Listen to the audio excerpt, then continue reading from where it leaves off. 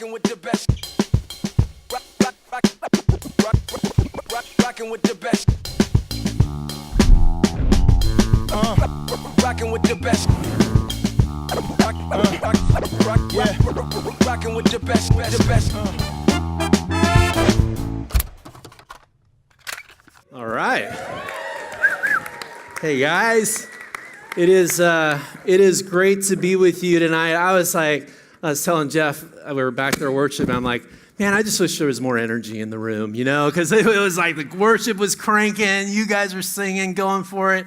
My name is Mike, and yay for Mike. All right, I lead an organization called People of the Second Chance, and I think I got the greatest job in the world because I just help people embrace their not so perfect stories and just to love the mess and love the flaws and love the imperfections in our life and to put that in God's hands and say, like, God, you got to do something with this because I'm powerless. I don't know what to do. I'm confused. And like, God, just take my stuff and do something awesome with it. And so I get to walk people with them through like the darkest valleys and the hardest times and just remind them who they are. And tonight I want to talk about really two things that I think are so incredibly important. That number one, this topic of identity. Like, who are you? Like, who are we? Because I think when we get that right, when we get that sense of who God created us to be, who he says we are, then our life sort of works. But if we're confused about that or we're not sure about that, then our life sort of doesn't work very well.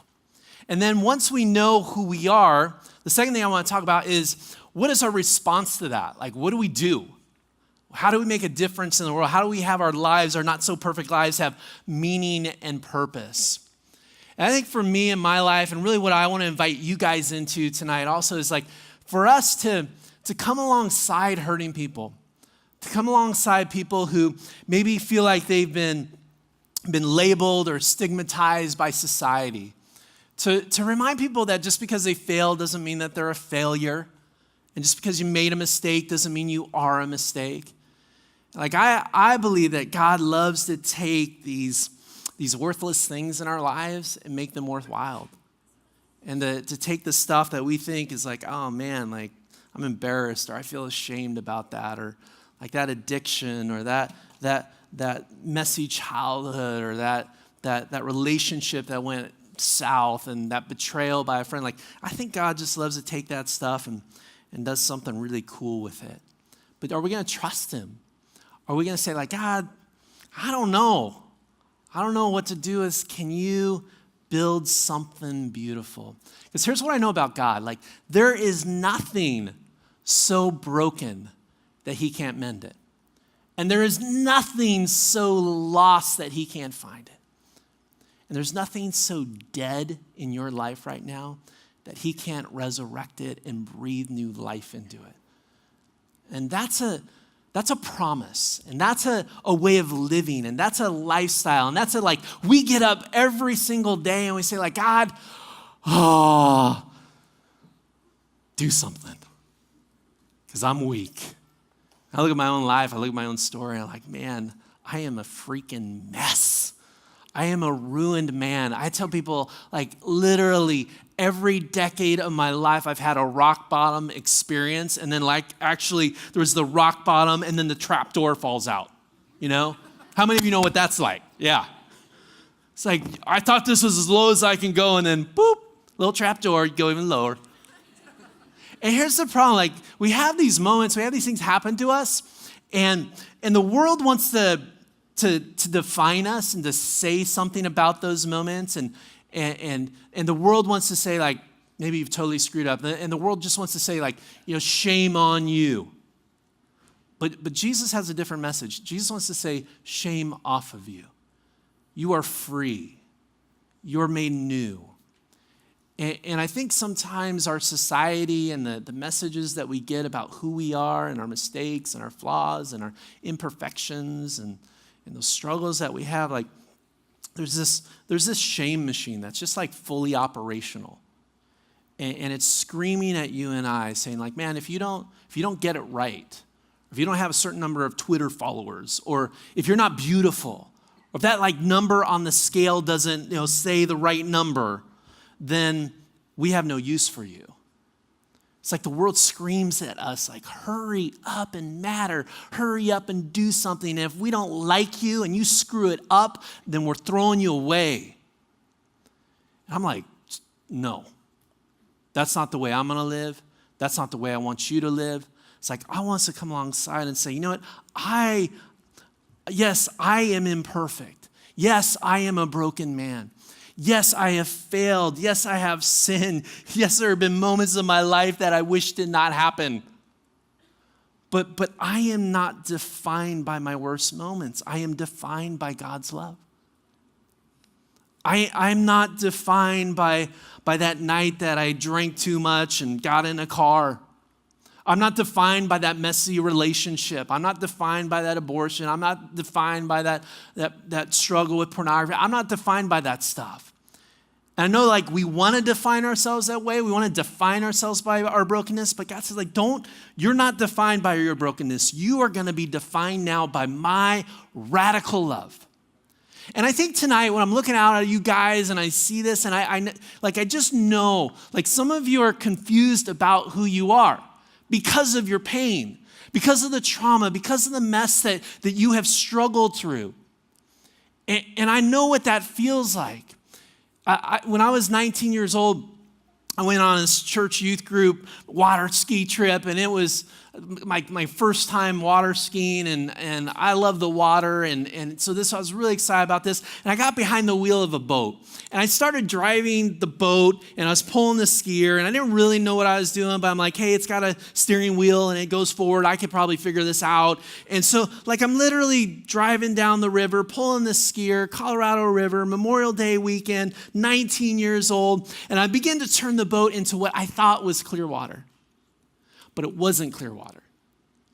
There was a skier from another boat who had fallen into the water. And as I made my turn, and because of the speed that I was going, and because of my inexperience, I wasn't able to turn in time, and I hit him. And I didn't just kind of bump him. I just kind of graze him. I ran him over with my boat. And as the boat was coming at him, he lifted his arm like this to try to protect himself. And literally, the propeller of the boat, I don't mean to be too graphic here, but the propeller of the boat basically ran down his arm and then broke off in his head. Everything changed at that moment for me. I looked behind me and I saw a lifeless, unconscious body surrounded by this pool of blood. And I'm just thinking, oh my God. What have I done? And I just wanted to run so far away from that moment. I wanted to get so far away from that mess. They would medevac him out to an emergency room, and he'd spend weeks in ICU and be permanently disfigured. He'd suffer some brain damage because of the trauma to his head. He'd have to relearn some things, and there'd be a court case. I'd stand before a judge, and because the district attorney charged me with reckless operations of a boating vehicle, and it was such a serious accident. Yes, it was an accident, but it was so serious.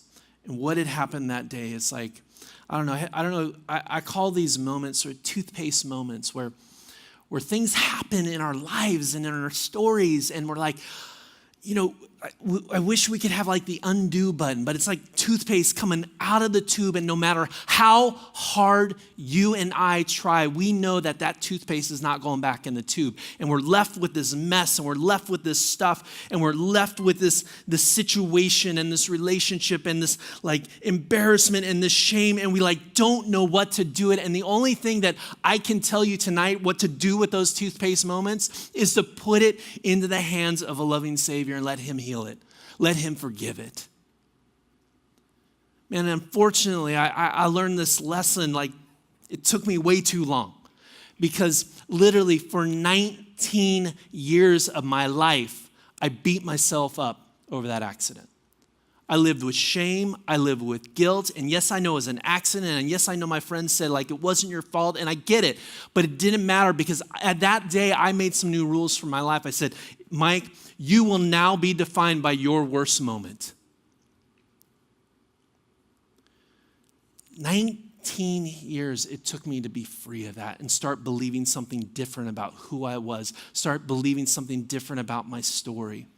That I am not my brokenness. I am God's beloved. And I think for us, we can live from this place of fear. We can live from this place of shame. You can carry the weight of your guilt and your mistakes and your imperfections. You can try to perform for love. You can try to be successful and get love. You could be a people pleaser for love, and all of that's going to fall short. Because the only thing that's going to break through all that false self and shadow self and that messy story, the only thing that's going to save you is God's radical love. And I think tonight, the reality is too many of us have forgotten who we are. You think maybe you're a student. You think you're single. You think you're a has-been. You think you're an addict. You think you're a sinner. You think you're guilty. You think, well, I don't know, you're abusive childhood. You're that messy family. You think you're the things that you do, and like you're confused. And so tonight, like I want to just like kind of shake you and grab your shoulders and say, like, guys, don't you know who you are? Like you are God's beloved. You are free. You are whole. You are forgiven. You are made new. You are a second chance. So let's start living like it. Let's start adopting that identity into who we really are. And I believe like tonight, some of you, this is not going to be a sermon. This is going to be an intervention. because you see yourself through the lens of your failures. You see yourself through the lens of what society says about you. You see yourself as what your parents said about you, what your friends said about you, what your boyfriend or girlfriend said about you, or what your ex said about you. Like, none of that is who you are. You are God's beloved. And anchor your identity in that. And that is the only identity that will make sense for the rest of your life. Every other identity is an illusion. And so as we look at God's word, like what does he say about that? I have one verse because I'm not really that smart in the Bible, and I didn't go to Bible school, and there's a possibility I might just contradict the Bible tonight. I just got to be honest with you. But I do know this.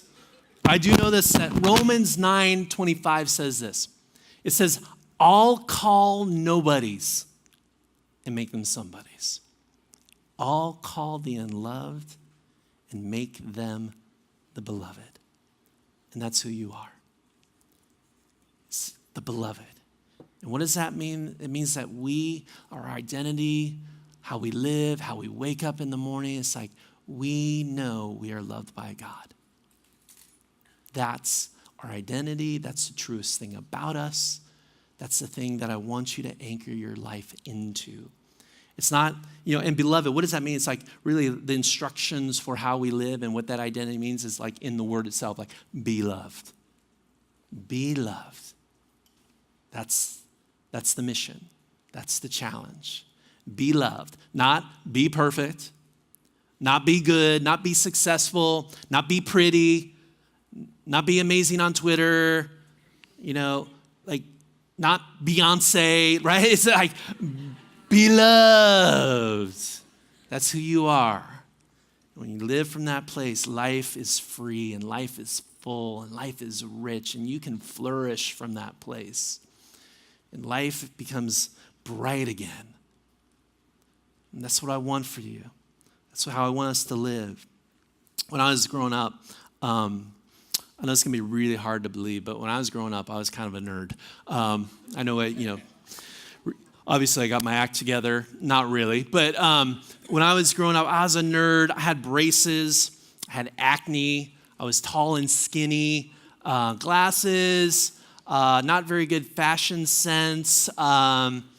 And I was in a biking accident. As a kid, as a teenager, I flew over my handlebars on a bike, and I literally ate sidewalk, which I do not recommend, by the way. And so my 2 front teeth were broken out. And because of my braces, my parents like, hey, let's not get those teeth fixed because of the braces. We'll do it all in one final shot when you get the braces off. So like 4 years, Mom and Dad, that I had to do like broken teeth and braces. And listen, yeah, I know everyone's got this story, right? The high school story. It's like high school is just an experiment in torture, right? That's all it is. And like, who can survive? And so I got all these things going on in my life. And by the way, to top that off, if the braces and the broken teeth weren't enough, I played the French horn in the band. Thank you very much. Yes, French horn. And so I'm like a wreck. I'm a mess. I'm like, it's not happening. And I knew it wasn't happening. You know, like when you just know, like I know I was not cool. I knew I was not in. And so like there was just this dark cloud over me. There's sort of like this sense of like, I don't fit. I think all of us know it. That's like, we all know what it's like to not get picked for the team, right? Or to be left out. Not get that phone call to come over and hang at the house. It's just not happening for us. And so here I was, like high school and a mess and French horn and broken teeth and the whole thing. But there was this like one amazing, beautiful thing that happened every single day at school. See, my dad would wake up very early in the morning and he would make my lunch.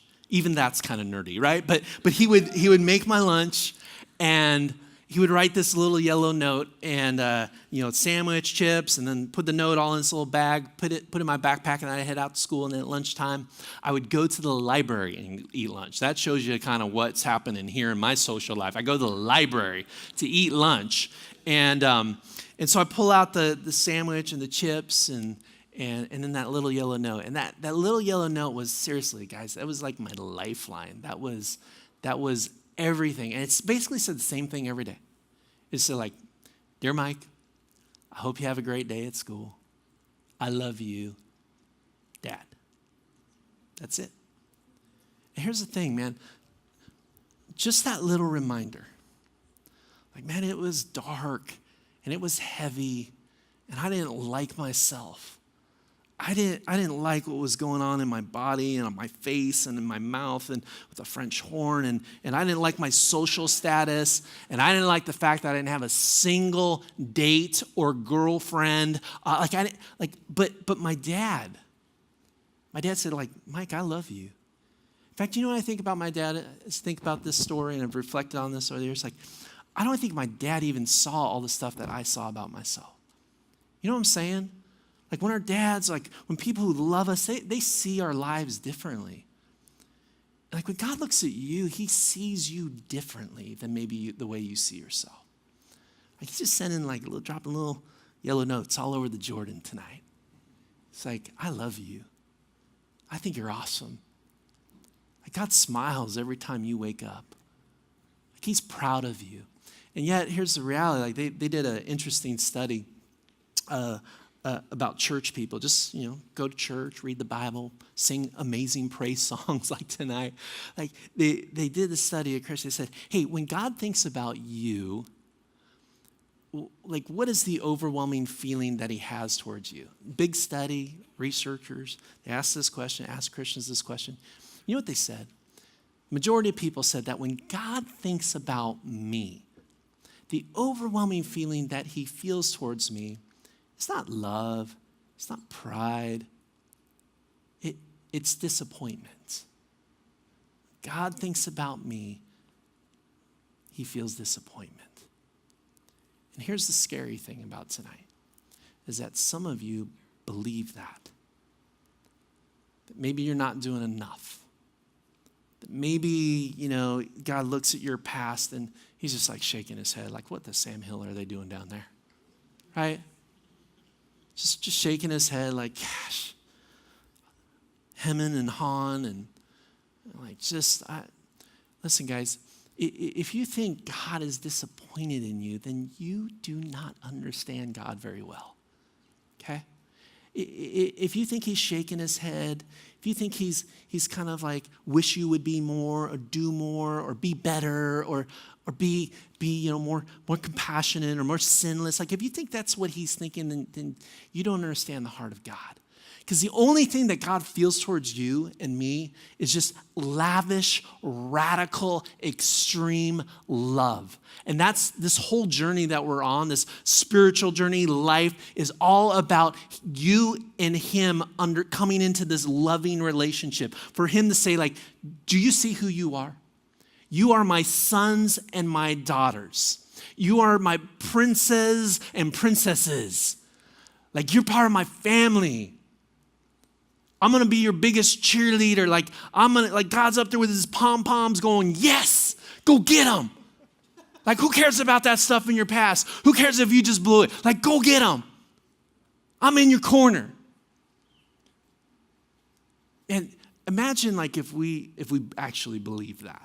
Like, think about like how your life would be just so different right now if you knew God's lavish love, like in the deepest parts of your heart, in those most shameful parts of your story, like you invited love into that place. Instead of fear, instead of shame, instead of judgment, instead of self-criticism, what if you knew that you were the beloved and you lived like it? Well, here's why I talk about that and why I believe that's so important, is because, number one, if our identity is broken, then our life is broken. If you think God is disappointed in you, if you think you're going to be defined by those embarrassing moments, those shameful past, that abortion, that mental health struggle, that depression, that messy relationship, like if you think you're going to be defined by all of that, then your life is going to be broken from here on out. Because we're never going to rise above what we actually believe about ourselves. You know that's true, right? If you think you're broken, then you're going to live as broken. But if you believe you're beloved, you're going to live as the beloved. And here's what I know about the beloved. Here's why I love talking about this. Why identity is so key is that when you know you're loved, when you feel God's just radical grace in your life, when you yes, mess up, but you release it, when you screw it up, you know you're forgiven. When you stop trying to perform and succeed for God, when you stop trying to like do something great for God and you just let him love you, like when you are in that place, you know what beloved people do? They love people well. It's like when you're full of love, you have so much love to give. But when you're operating from the scarcity of love, then you have nothing to give. Or when you give, it's out of falseness and a lack of authenticity. It's given out of like, here's the crumbs, here's the scraps of love. And that's why we got to get this formula right. So we got to start believing what Romans 9:25 says is, I'll call nobodies and make them somebodies. I'll call the unloved and make them the beloved. So who are you tonight? Who do you believe God says about you? What do you believe God says about you? Are you loving well? Are you being filled up? See, because we're not just meant to be like reservoirs of God's love and grace, like, oh, God, just love on me and love is good and let him fill you up. Like we're actually meant to be rivers and channels, like to go out into a hopeless world, a dark world.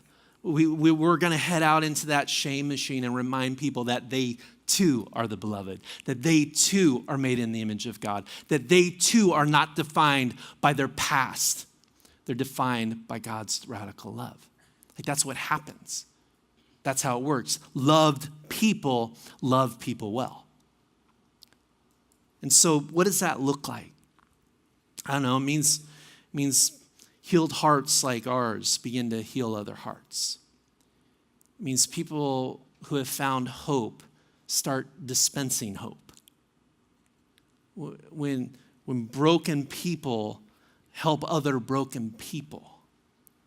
We are able to sit at tables with each other at Starbucks or wherever the hot coffee shop is, and you sit there and maybe you've struggled with alcohol addiction or drug addiction, and you're like 2 years maybe into your sobriety, and you're sitting at this table with somebody else, and they too are like struggling at this moment, and you share your not so perfect story, and you encourage them, and you say those two miraculous words that almost heal every heart when we can sit together in this place of mutual vulnerability and say, me too. I know what that feels like. I've been there. Don't give up. That's what it looks like. For us to step in and say, like, I'm loved, so I don't have anything to be afraid of.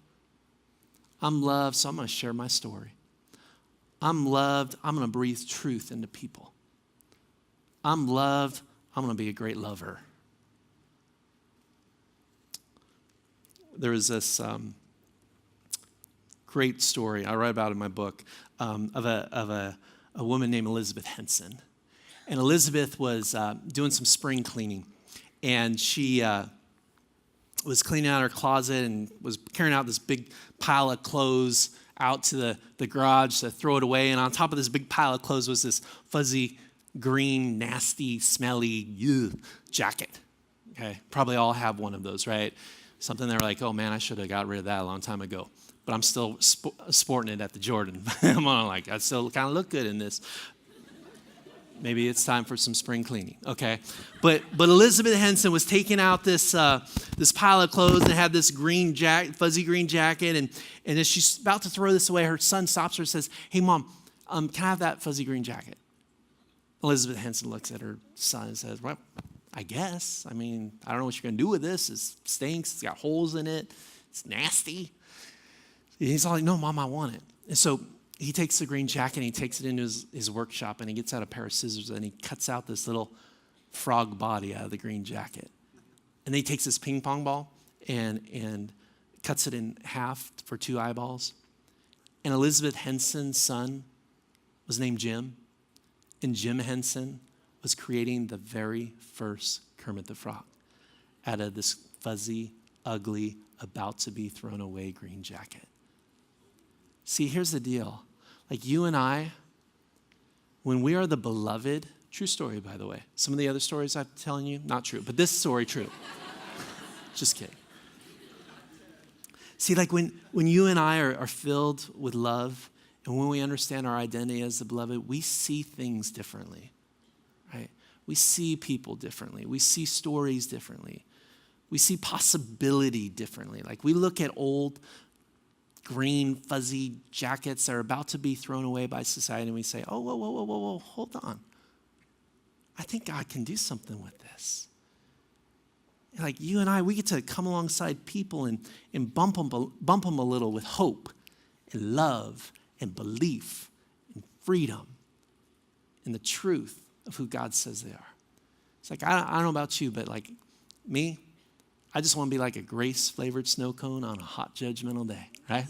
I just want to like, man, I know it's hard. I know you believe like you're condemned. And I know it's been really a tough season, but the beloved have shown up here, and we're gonna remind you who you are.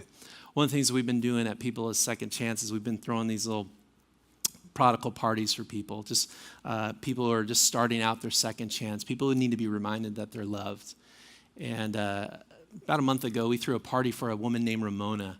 And Ramona had served 19 years in prison for a non-violent drug offense, okay? By the way, if that's not totally whacked, I don't know what is. But she served 19 years. And by the way, she actually was sentenced to a life sentence because of her boyfriend was dealing drugs. She's in the room. Cops bust in the door. They want her to testify against the boyfriend. She refuses to testify against the boyfriend. They charge her with, the feds charge her with conspiracy. She gets a life sentence. So 19 years she's serving a life sentence, and then she's granted clemency by President Obama. And I don't care what your politics are tonight. Like, I think that's a good thing, okay? And so she gets clemency. And I'm sorry, she served actually 21 years. I guess we've had like 4 parties this week, like celebrating people. So Ramona gets out. Like seriously, I'm like party overload right now. So she gets out and she's been treated like a number. She has had her dignity stripped away. She has been looked at as a threat to society. There have been people who said like, lock her up and throw away the key. And we're like, no, no, no, no, no. We are the beloved, and we're going to call out the belovedness in Ramona, and we're going to throw her a party. I call it the gospel of guacamole making and my theology of cheese dip. Like, we're going to have some balloons. We're going to have a party. And instead of me telling you about Ramona's party and describing it to you, I want to show it to you, okay? So check out this little video.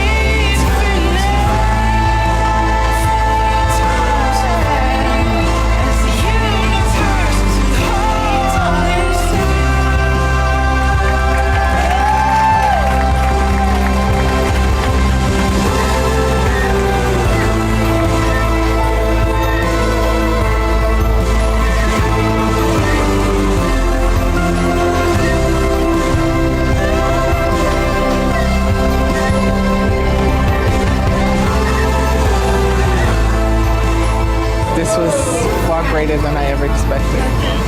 I feel so happy, so joyful, so many emotions going on right now that it's going to take me until tomorrow to kind of come down.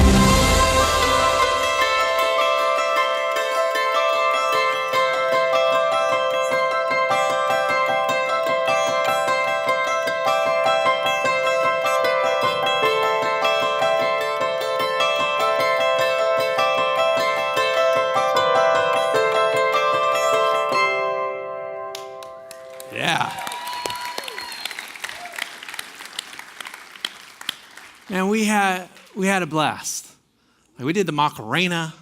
We had some chicken. And what I love about these prodigal parties is like it's friends and strangers and black and white and young and old, and like we're coming together under this core mission of celebrating the uncelebrated.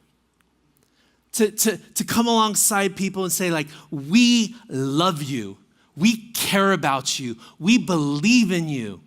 Isn't it interesting, like, you think about the prodigal son story, and some of you may know that. Like, the son comes home, like, totally screwed it up, went to Vegas, blew all the money, like, came to his senses. He comes home, and what does the father do? Like, there's no speeches. There's no wagging of the finger. There's no shaking the head going like, geez, well, what the heck? What do they do? Partay. Like DJ, food. I hope there was some guacamole. Like this, it was a rager. And why? Because that's how God works. That's the relationship. There's no like speeches. There's no like, hey man, we need to talk about the hookers. We need to talk about the alcohol. We need to talk about the bottle service in Vegas. Like, no, there's none of that. He could care less. He really could care less. He's like, my son, my daughter is home. We gonna party. Like, that's what love is.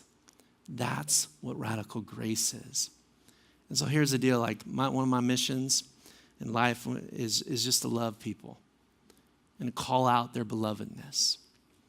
And so we've been doing through parties, like big parties and Macarena and balloons and the whole deal and lots of people. And we've been doing these like all over the country and it's awesome. But here's the deal, like, here's my point is like, don't come to my parties. You throw your own parties. Because here's the deal. Every single one of us in this room knows somebody who's giving up on themselves. We know somebody in our neighborhood or at our workplace who says, I'm not loved by God. I'm a know-nothing. I'm a disaster. I am condemned. I am a lost cause. My life has no meaning. Every single one of us knows somebody like that. Every one of us knows somebody who needs to be reminded that there's hope and that there's love and that they too are made in the image of God. That they're not defined by their past. They're not defined by what they believe about themselves. And so I thought it'd just be fun. I called up Jeff. Actually, I texted him because we don't call anymore, right? We text. And so I texted Jeff yesterday. I was in North Carolina. I said, hey, Jeff, do you think we could like throw like a mini prodigal party at the Jordan? Just like for like 2 minutes. He's like, yeah, let's do that. And so he gave me a name. And we're going to celebrate somebody tonight. Like, I'm going to show you guys literally how this could look in your lives. Like, you don't need to set up the DJ or the Macarena. Like, I'm going to show you what this looks like. And so, where's Aubrey? Aubrey, where are you at? Where's she at? I hope she's not. Come on up here. Here she comes. Here she comes. Here she comes. Come on up. All right. All right, so Aubrey, I'm gonna give you some balloons, number one. So here's the deal. We, as a community, okay, you can put those down. Yeah, put those down, because I wanna talk to you. So here's the deal. I know it's been a kind of a tough season, okay? I also know that a couple weeks ago you're baptized, right? Yes. And here's the deal, like, every single one of us know what it's like to like go, am I gonna get through this? Am I gonna make this? Like, is this real? Right? You know what that feels like. I know what that feels like. And so like, we're gonna just have a moment right here where we say like, you are special. I want you to look at me. You are loved, okay? Seriously, you are loved. And I know like there's gonna be I know there's some challenges with your mom right now, and there's scary, and there's some fear, and I know there's like things in our head, like that negative mixtape that says like, no, this ain't gonna work out. But you need to know that God's with you, that he loves you, he thinks you're important, he's by your side, he thinks you're awesome. And we do too, okay? So here's the deal. All right, so at every party I go to, I bring this little key. It's a giving key, which is an awesome organization. I think the key's in here. That's all right. It's all right. We won't hurt you. Okay, so I'm gonna give you the bag. All right, and on this key it says courage. And no, we're not gonna sit. They need to see you. They need to see me put courage around your neck, okay? All right, here's the deal. So that word, now here's important. That word, courage, the root word of that is like C-O-R, core. Like I didn't do great in English, but I know about the word courage. C-O-R, and core literally means like it's about our heart. And what's in our heart, and what God's doing in our heart, and trusting our heart, letting our heart feel whatever it needs to feel, but then going back to the place of love. And so like when you get scared and when you feel like you're not enough, when you feel like you got to hustle for your worth and you're like not sure what's going to happen with your mom, and when you like the enemy tries to throw things in your head that like just are not true, remember to have courage. Remember that we're standing with you and we love you, okay? Yeah. And we're going to close out our little mini prodigal party by giving you a standing ovation to say that we believe in you. So come on, Jordan, let's do this. Louder than that, people. This is a prodigal party. All right, and